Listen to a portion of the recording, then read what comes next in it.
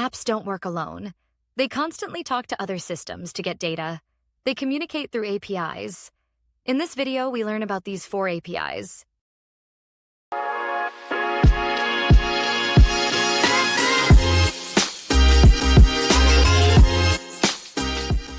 REST APIs use standard HTTP methods like GET, POST, DELETE, and PUT. GET is used to retrieve data from the server. In return, you get the data in a clean JSON format. You can think of it like this. You are ordering food from a restaurant menu, which is the server in this case, and the restaurant delivers your food to you through a delivery boy, which is the API.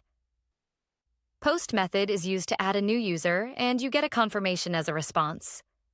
DELETE is used to remove a user, and PUT is used to update any user information. REST APIs are stateless, which means all the requests are independent and server does not store any client-specific session data.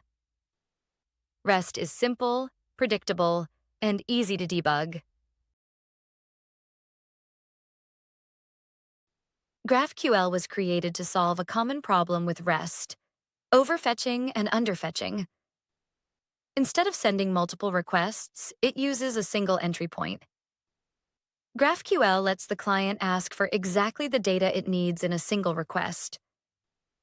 GraphQL provide flexibility with their feature-like control over data, single endpoint, and flexible queries. SOAP is an older API style, but it is still used in many enterprise systems.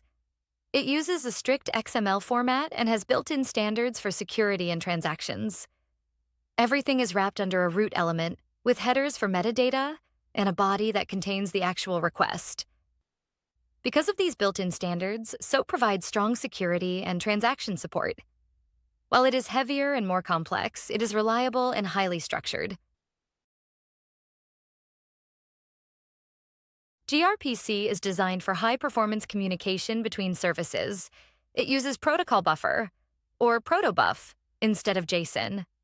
Google's open-source mechanism for serializing structured data into a compact binary format. This allows for much faster data processing.